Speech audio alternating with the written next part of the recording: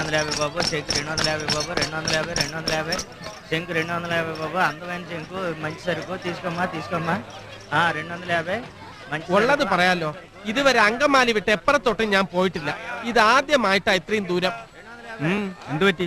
പേടി പോലെ വല്ലതും തോന്നുന്നുണ്ടോ? ഒരു മാതിരി സ്ഥലവും ഒരു മാതിരി ആൾക്കാരും. നീ എന്തേ കാണില്ല? നമ്മൾ വന്നതിന്റെ ഉദ്ദേശം മനസ്സിലാക്കിയാലോ എന്ന് എടുത്ത് കവർ ചെയ്യുന്നത്. నువ్వెక్కడికంటే పోయా 250 ఏంటి చూస్తున్నారా?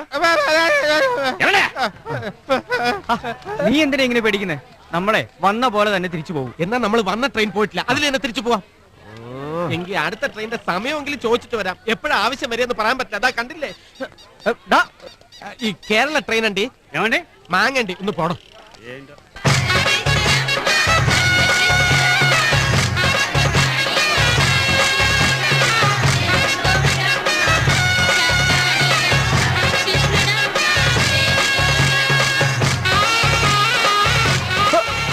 ഇതെന്തു പറ്റി?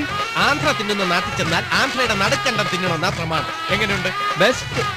നിനക്ക് തെലുങ്ക് ഒട്ടും അറിയില്ലല്ലോ? ഇല്ല. പേടിക്കണ്ട, എന്നെ ഫോളോ ചെയ്താണ്. ഈ തെലുങ്കന്മാർക്ക് ചില പ്രത്യേക രീതികളൊക്കെ ഉണ്ട്. അവരോട് എങ്ങനെയാണ് പെരുമാറേണ്ടതെന്ന് ഞാൻ കാണിച്ചത്.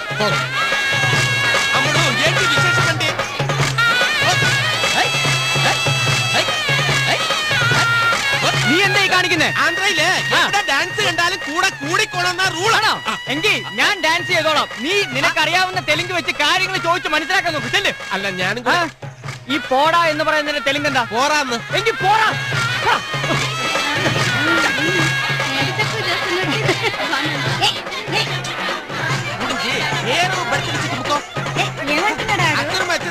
కొట్టార బ్యాగ్ పడుతుంది.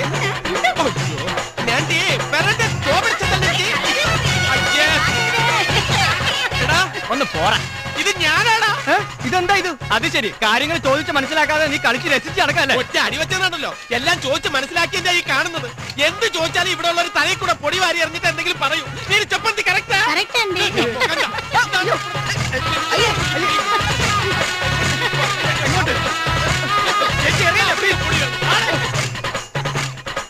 ഇവിടത്തെ രാജ്ഞിയുടെ പ്രതിമയാ കൊണ്ടുപോകുന്നത്. ഇന്ന് അവരുടെ പിറന്നാൾ ആഘോഷം. അതിന് പ്രതിമയും കൊണ്ട് നടക്കുന്ന എന്തിനാ? പങ്ക. അയ്യോ, പിന്നെ